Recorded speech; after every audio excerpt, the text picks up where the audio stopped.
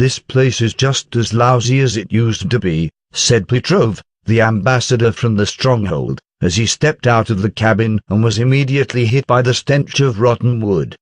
Sinking in the moist and dull atmosphere that discomforted him from head to feet, he sniffed and looked up to the sky where the clouds were gathering. They were a sign of heavy rain that drew near. "It's been a year since your last visit," said the assistant as he wrapped his boss in a wool coat. "There is nothing here except stones."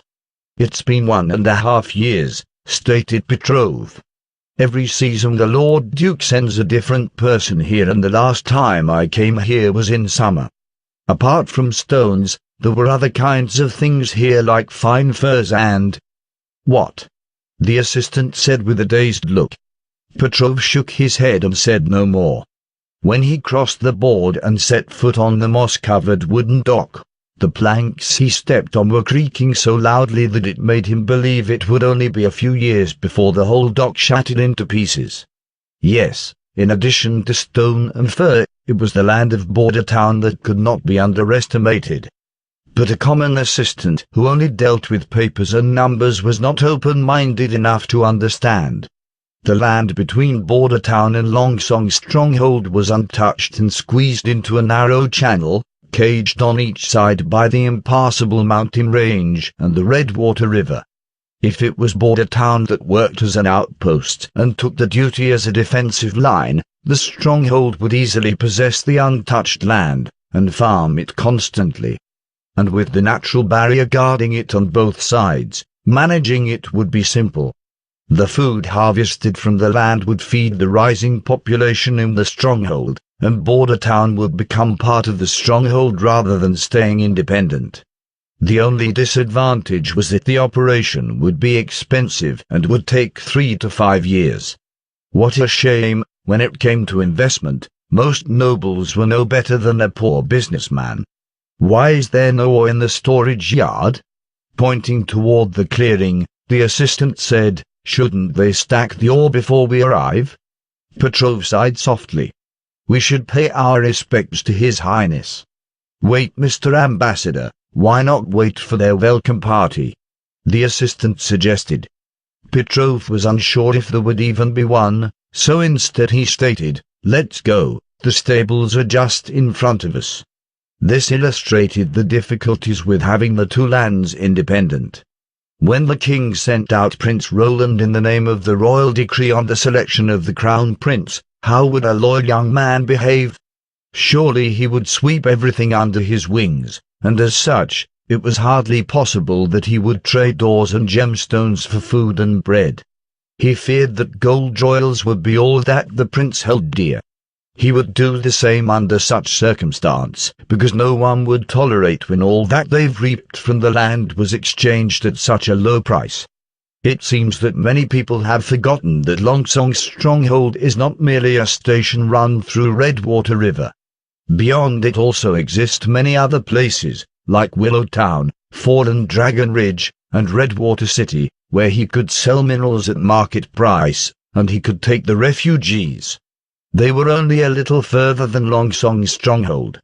And then what would Longsong Stronghold do? Bar the river and block the prince's procession? No, to do so would be treason.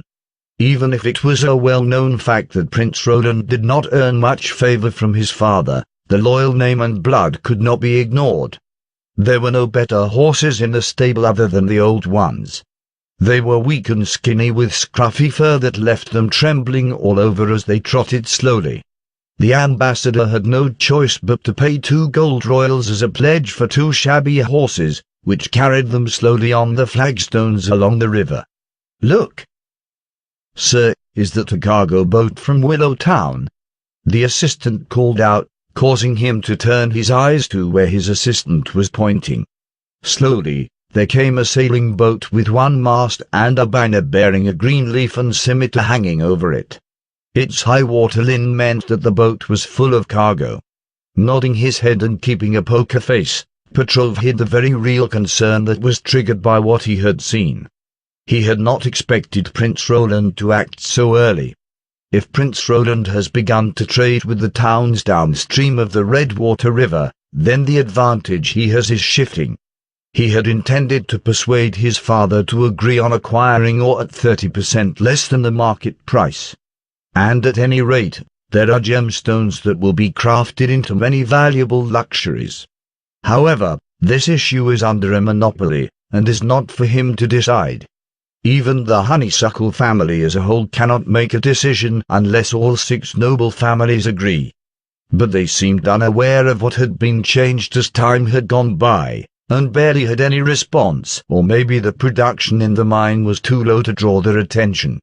It ended up that the other 5 families remained indifferent, and his own father, looking so sure of himself, rejected his advice. But all of them had made a huge mistake, since the low production of the mine, caused by the trade-off based on materials and food, could easily be transformed into a much greater amount when the exchange became normal and the ore was bought at a fair price.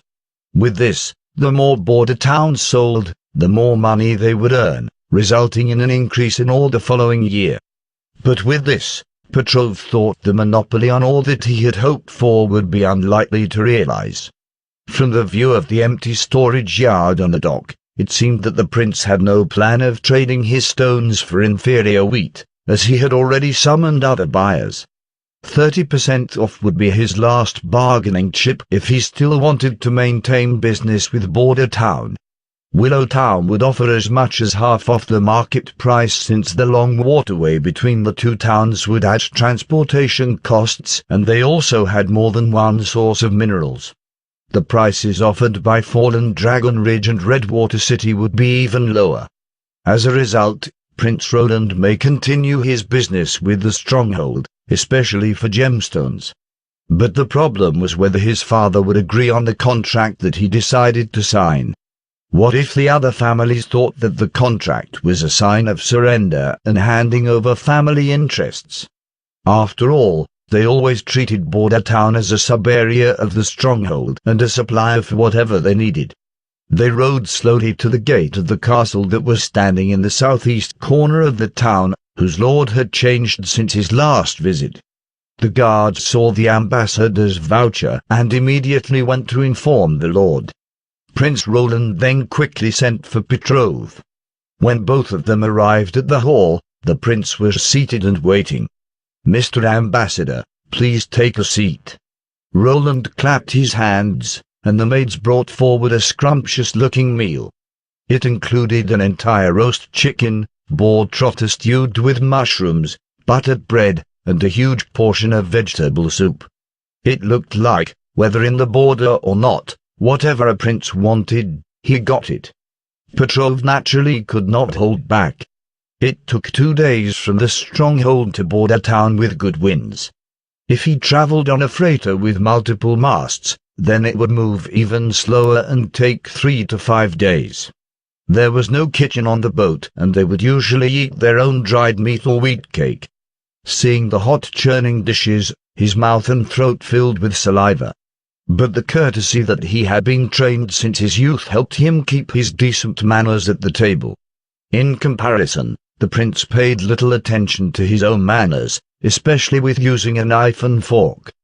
Petrov noticed that he used a pair of little sticks to pick up the food, and only used the knife and fork to cut the meat. The little sticks looked handier than a fork. "What do you think?" Roland suddenly asked when the dinner was about to end. "Of what?" The ambassador was lost. "These." The prince shook the sticks in his hand and went on without waiting for Petrov's reply.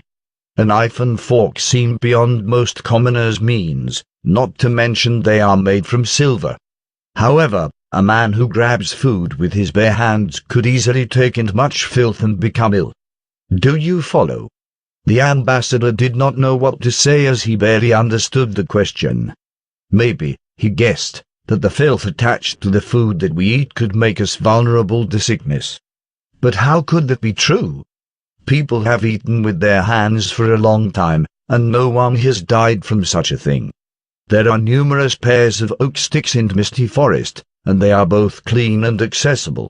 This means that the common people should use them to grab the food, instead of using their hands. Prince Roland sipped some of his drink and said, "Of course, for now. Meat seems a little far from their real life, but things will change." Petrov was relieved, as this was not a hard topic for him. He routinely expressed his approval and blessing, but in his heart he disapproved. Let the common subjects eat meat? It was simply whimsical.